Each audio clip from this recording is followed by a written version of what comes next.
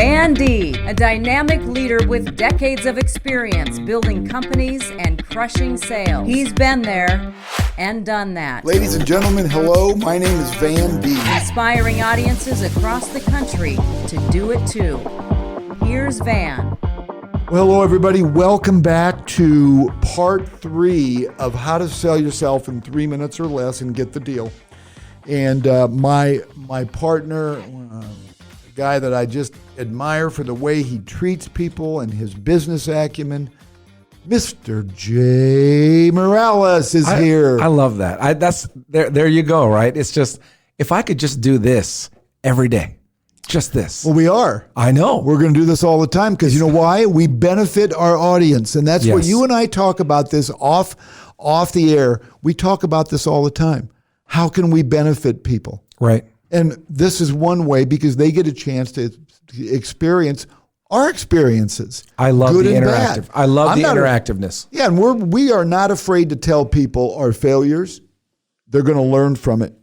Absolutely. So one thing we know for sure in an elevator pitch when you first meet somebody is, Jay, it's a fact. They're going to forget 90% of what you said. Oh, gosh. So you want to make sure that 10% of what they hear when you're trying to sell yourself in 3 minutes or less, you got to make sure that what they take home with them, what they take from meeting you for the first time, is valuable.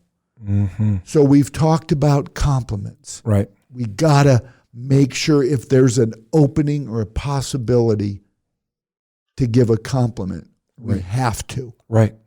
Okay? Right. You want to also make sure you want to say things that they need to remember. That's huge. That's why you have to be not rehearsed, but you have to be genuine about an enthusiasm for people. Yeah. I can teach this to somebody, but unless they're passionate and enthusiastic about what they do and serving others, it's going to sound disingenuous. You're exactly right. And we can see through it. Yeah. I love being around real, honest people, and they make it fun for me. One of the things that I think that people forget about in the sales and service industry is we've got to make it fun for people to want to do business with us. I'm not talking about rip roaring laughing. I make it enjoyable. Yeah. Let them know that you're going to be a good person to do business with. You're going to be enjoyable. You're going to be their bright spot. Well, when people spend money in this economy, they're looking for an enjoyable experience. They think they're looking for price, but don't tell me you're looking for the cheapest cup of coffee when you walk into Starbucks for $6.11. Right. You're looking for an enjoyable experience. Yeah. And that's so true. We do business, and I repeat this over and over because it's true in my world. I do business with people, not with product. All day long. I'm doing business with people. That's why it says sell yourself. This 3-part series says sell yourself. It doesn't say sell your product. Right. So sell yourself. So in my first book, Jay, in 1997, my first book was called Selling from the Heart. And I had a principle that I wrote in there called the STOIF principle. STOIF principle. Sell them on you first.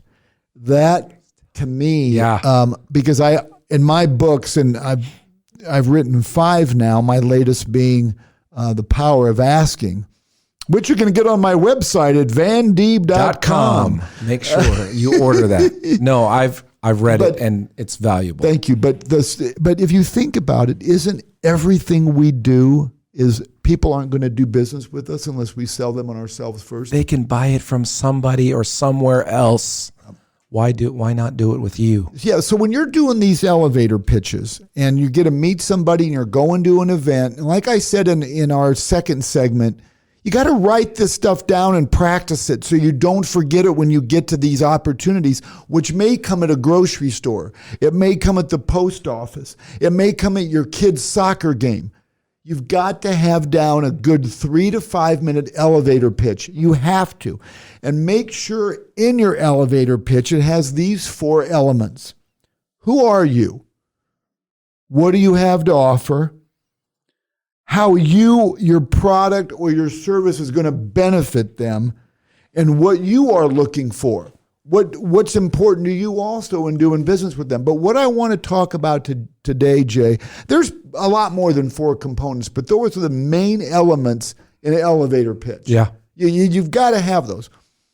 But what I want to talk about mostly is how does it benefit them? Right. How does doing business with you've got to find a way to get that in your 3 to 5 minute. This is why you got to write this stuff down and practice it at home in front of a mirror. Right. How does it benefit them to work with you? What kind of feature can you say in that short period of time that is going to benefit them? Right. You got to have something that they're going to leave that short conversation saying, I want to do business with that guy. He's going to solve a problem for me. Exactly. Yeah, because you've got to provide solutions in today's world. You can't just be the cheapest. No. Oh, and I wanted to mention that. Why it's so important to sell yourself, so you don't have to compete on price. You take it off your product or your service and you put it on you. You're getting you. Yep. I'm getting you for this. I can't tell you how many times that I've had people ask me for a discount when I'm selling their house. Right. And they'll say, well, so-and-so offered me this. And I said, well, they're not me. That's and bold. I just shut up. That's bold. And I just keep it quiet. They look at me and they go, well, so-and-so said they do it at this percent. Would you match it? Say, no, because they're not me. I'm going to make you more money. They can't do that. I will. I'll pay for myself if you use me. I'm not going to say I don't want more money now. That's the benefit. Yeah. That's one of the benefits of using me. Yes. But we've got to come up with, and it's not something you're just going to come up with immediately. You've got to think of what is a benefit to working with you. So Jay, I'm using you to sell my house for me. Yes. So one of the features I know already that I'm going to benefit from is I know you're a good person. And you may say, well, that's not a feature. Well, yes, it is. Yeah. You come across as I'm a good guy. That's a feature. And that benefits me. Can I go to one of my go-to benefits? Yeah. Van, there's a lot of realtors out there and they're all, striving to be good people, good real estate agents. But what I want to share with you about me is what I pride myself on is connecting with others and with relationships. So if you want a realtor who has connections for resources, for past favors, for things that we need that the normal person won't have access to. Mm-hmm. I've spent 25, 30 years here in the Omaha area building those incredibly valuable relationships. That's a benefit right there. Yeah, somebody's going to say, I want that. I'm more than just this is the kitchen and this is the dining room. Right. I can show them 18 of those today. Yeah. But they need to know what's going to be there before, what's going to be there after. So to our audience, so what we're describing here is we're just describing find ways about yourself that's going to benefit them. Right. And, one of the things may be, Jay, you do business with me. It's not 8 to 5. Right. You get me 24/7. Do you know that I've been telling customers that they do business with me, they get me 24/7. I've been telling them that my whole career. And you know how many people have abused that and called me at 6 in the morning on Sunday or 10 at night? Yes. Hardly. I can probably count them all on one hand. Yeah. But the fact is, one, I made them feel important. Yes. Because I'm saying to them, Jay, you do business with me, you're going to get me 24/7. And I know that's not the case with people in my industry. Oh, gosh. That's a benefit. Oh, my. Can I just take you off on a quick tangent? When you say... Take me off on a tangent, Jay. But you know how you said, I'm going to do business with you 24/7. I'm going to answer your phone call. I'm going to get back to you. Yeah. Have you ever heard someone's voicemail saying, hi, this is so-and-so, and I'm going to give you a call at my earliest convenience? At my earliest convenience? Yeah. That's so no. I got to tell you this. That is it's off-putting. One of my pet peeves. So I get a call from an agent in Phoenix, Arizona. Yeah. And she's been in real estate for a couple of years, and she had left on my voicemail that I was told to call you about coaching. Yeah. And I was like, great. So I got a reputation of calling people back immediately. Absolutely you do. Yeah. So I called her back and I got her voicemail. And this is why he just reminded me of this. Now listen to this. Her voicemail said, hi, I won't say the name. Hi, this is so-and-so. if this is after 5, I will call you back tomorrow between 9 and 11. That's what crazy. it said. That's crazy to me. And then that was pretty much it. So I called her back, and I didn't wait till 9 to 11. I called her back, and she answered. It was probably 6 o'clock at night. Mm-hmm. And I said, so what are you looking for? What's important to you? And she goes, well, I want to be this. I want to be that. And I said, well, let me tell you something. We haven't even met yet, and I've already got some critique for you. And she goes, what is it? And I go, that is the most uninviting voicemail that you can possibly record. You're telling somebody that you're only going to be available on a 2-hour window when they call you and leave a message after hours. Right. I go, that's somebody that is determined to be average or less, not somebody that wants to be a rock star. Why don't you change your voicemail to, hi, this is Jay. I can't wait to talk to you. Please leave a message. I'll call you right back. And when we do talk, don't forget to ask me about this. Yeah. Oh my gosh. Oh, and how you're saying, Van. But it's simple. We are our own worst enemy. Yeah. If you don't give me a good elevator pitch when I first meet you, it's your fault. You didn't practice. You didn't come prepared. You don't know what to say. I believe your voicemail is part of your pitch because it really is. It may be the first time they meet you. They might have called you on your phone. It's like when I would cold call. You don't leave a 10-minute message when you're cold calling. Hey, this is Van Deep. I've got some great news for you. Give me a call when you get a chance. Great news. Let me call him right back. Yeah, people are going to call you back on that. I mean, I was famous for calling for sale by owners. And instead of saying, hi, this is Van Deep. I'm a real estate agent. I can save you time. I would just say, hey, this is Van with so-and-so Realty. I've got some great news for you. This is my phone number. Call me at your convenience. And they call me back and they go, what's the great news? Well, you've got a house for sale by owner. I happen to be a for sale by owner specialist. That's so good. I help. Oh what? No, I'm the king. I'm the king of that stuff. I make it up as I go, but I'm not lying. Right. I am a specialist. Yeah. I'm a for sale. I know how to sell a for sale by owner. I know how to sell an expired. I know how to. If we don't make these bold statements, who's going to make them for us? Nobody. Is Susie going to come in and call you up and say, hey, by the way, there's another realtor out there named Van. He's better than me. Have a nice day. No. Everyone is out for themselves. But when you position yourself bold, I think 2 things happen. You're forced to make yourself better. And number 2 is you are definitely reassuring them of your confidence. How many salespeople do you know that go, I'm not confident? They still win. Yep. They still make good strides, but they're average. Think about what they could do. Here's the thing, the way I look at this. I look at everything this way. If you know, and if you recognize that God gave us all this talent and all this ability, and we're not using it, I think it's selfish. I think it's selfish because you've got your spouse, or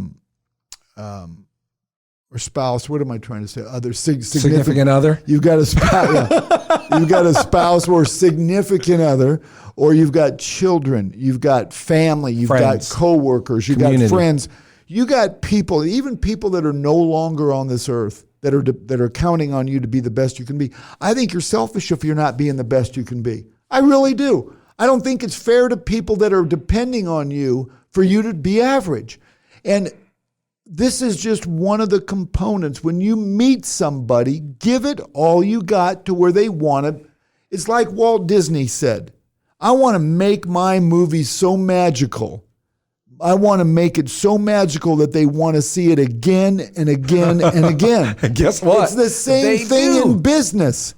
It's the same thing in business. We want people to come back because they enjoyed it so much. 3 to 5 minutes, we can make that happen. And everybody's 3 to 5 minutes in their elevator pitch is going to be different. If you can incorporate, Jay, what's important to you in that elevator pitch, that's golden. Because then you're asking them to speak and they're going to tell you. My wife sometimes, or other people hear me say, my job is to create a lifelong connection with you. That's what I'm here for. If I happen to sell you a house, that's just a bonus. I've been criticized for that line when people say, why do you tell them you want to create a lifelong connection? Because remember, I pride myself on being connected. If nothing else, if I never sell you a house, if I'm just not your agent, maybe if we're connected, you might refer me. Yep. A connection. That's all we have. I'm on that train. I totally believe in that mindset. I really do. And Jay, that's why you and I do so good together when we are telling people about our experiences and helping people get better. Is I did the same thing. I would tell people when I do business with them, I'd say, I just want you to know what my goals are here. Yes. Not only to get you the highest price possible in the shortest amount of time with little or no inconvenience to you at all, but I want you to treat me just like you would when you find a doctor or a dentist. You're not going to go look for a new one every time. I want to be your real estate person for life. Right. I mean, that's my goal. So just know what my motivation is. It's not just selling your house today. Because you can just do that. I know Susie and Mikey are only 3 and 6, but I want them to work with me too when they get older. You're telling them already what you want. Yeah. And in your 38 years, Van, guess what? You've sold to kids by now. I've sold to my customers' kids. I mean, and it's all part of the plan. I told them that I wanted to be there for them. You were in it for the long haul, though. You didn't try real estate, Van. No. You do. You do real estate. I Absolutely. own it. I'm not just, a lot of people, Jay, in their careers are just passing through. Yeah. I have to go to work today. Oh. I have to do this. No. Find a way to be able to say, I get to go to work. Yeah. Own it. Yeah. And when I say own it, I'm not telling you to go out and own your own company. I'm telling you to own your position in life. Own your space. Own what your you do. Space, yes. Because people will know it. I mean, there's a McDonald's near my house, and I don't go that often, but there's this one guy that works there. And I'm telling you right now, I would go there just to visit him. And when he's not there, guess what I do? I'm like, hey, is Jace here?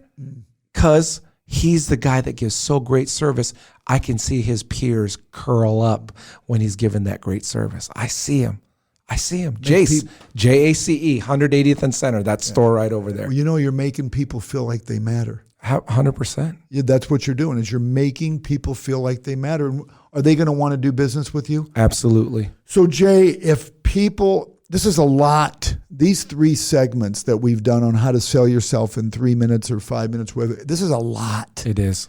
So what our audience has to do is they need to get a pad and a pen. You have to write it down. And that's they need the number one. And they need to play these 3-part podcasts back. Mm-hmm. And they need to write down and just get the basics of what it takes to give an elevator pitch, a good speech, and then work on your own. But just know these are the components that you want to have in there. What you're going to do for them, make it brief. Compliment them if they can. Make that brief. Who you are, make that really brief. And what you're looking for, why you want to do business with them. I mean, I'm not afraid. I was never afraid to say to somebody, Mr. Jones, I really want to sell your house for you because I've got some serious family goals this year. And your house is right there with my goals. I can't accomplish all my goals without having a sold sign in your yard. And that's not disingenuous. It's true. You're putting them in your seat. My goals are dependent on them. You're not saying, hey, if I don't sell, I don't eat. Yeah. You're saying, this is in line with what I'm trying to accomplish. I'm going to do the best job for you because these are my goals. And don't think I'm going to fall short on any of my goal when it comes to servicing the pre and the post sale or relationship of this house. Exactly. So Jay, of all these, for these 3 podcasts and these characteristics and elements that go into selling yourself in 3 minutes or less, do you have one, because I do, one favorite of all of the elements that make a good elevator pitch? Do you have one that stands out that you like the best? For me, I think, and I've said it probably in this podcast 7 to 10 times, you don't win in the field. You win in practice. You better write it down. You better rehearse it so it doesn't sound like a rehearsal. Have you ever been to a play where the lead act sounds like they don't know what's going on? I've been there. I've heard. It sounds terrible. What does everybody say? I mean, you've got a great point. Practice, practice, practice, practice. And then practice it again. Everybody says that are really great in their field. And I'm going to reiterate what you said. You better go back to these 3 podcasts. Play them again and again, because you know what? You're going to hear something different every time. If you don't have your game plan when you wake up in the morning, when you leave your house of what you're going to say to a potential meeting somebody, you've got to be able to sell yourself. And it can be in 2 minutes, it can be in 3 minutes, Right. 5 minutes, but you've got to have something that defines what your mission is to everybody you meet. Like I said, this is not for average people. Right. These are people that want to build their careers, their businesses, their service, their leadership. So my favorite element of all of this is be bold. Bold. Yeah. Oh my would've God, been do I respect people that are bold. Yes. I love it when somebody says, I'm going to give you the best service you've ever experienced. They own me. Yes. I mean it. And then they got to make it happen. It can't just be, lip service. They've got to make it happen. Well, I don't think Ford gets on the TV airwaves and says, we're going to try to make a good truck for you. Yeah. They say we are the number one full truck, in America, full-size truck in America. That's a bold statement. That's right. Do you want to be part of that? Maybe you don't drive a Ford, but I'm saying they're making a bold statement. It's a great analogy. It's a great example, Jay. Be bold. Don't be afraid. Here's what I'm going to go back to. Yeah. What do we have to lose by being bold, by doing these things that we've talked about in these 3-part segments? And if you're not bold, it's probably because you don't believe in what you do or yourself. Exactly right. So you might need to switch. Jay, I got to tell you, we're done with this topic for how to sell yourself in 3 minutes or less. But Jay Miralles, I got to thank you because I'm telling you, when we do podcasts together, you bring the best out in me. I appreciate that. And what's really cool is we aren't giving lip service. You and I really care about our audience. I love it when I get a phone call from somebody saying, hey, I implemented something in your podcast from last year and it's changed my career. I implemented something, I'm practicing this, I'm doing what you said. It does something to me. Am I getting money for it? Am I getting something monetary? No, but they're feeling me. They're feeding me. Yeah. And it makes me want to be better. And I'm speaking that because I know you're the exact same way. I appreciate that. And you know what fuels me is when you post these things out there, right? When Facebook, LinkedIn, Instagram, all the places that I love waking up next day, looking at the LinkedIn post. Man, I listened to you guys. Oh my gosh, you said this. I think it only affirms what you actually stand for. Yep. You don't need it. If you turned off the comments, you'd be fine. But you know what? When you say you make a difference in one of your listeners or one of your subscribers' life, guess what? You made the world a better place. Yeah, and that's our mission. Our mission. I mean, we aren't sitting here trying to sell stuff. Yeah. I'm not sitting here spending the whole time trying to sell my books. However, if you'd like to buy one, vandeeb.com. Vandeeb.com. But it's cool because we're really here for our audience. I enjoy this because I know someone's listening right now that needs the help. Well, I'll tell you, Jay, I'm going to call you to try to see if you'll be on as many podcasts as possible. Absolutely. But thank you very much for joining us. And we got the best producer on the planet, Pat. Pat's had to listen through all this. Pat listens to everything, the owner of Parkville Media. Yes, one of the absolutely. owners, just one of the coolest cats around. We surround ourselves around good people. I and think Pat, it's an incredible platform what they've created. We just do. Amazing. And like-minded creates like-minded too. And I love to quote Proverbs as iron sharpens iron, as one man sharpens another. Yep. Because it's so true. The more you do for others, the more it comes back to you. Little do you know that is a pitch, but it's you. Yeah. What you just said. Thank you. What you just said, iron sharpens iron. So we just want to make other people better.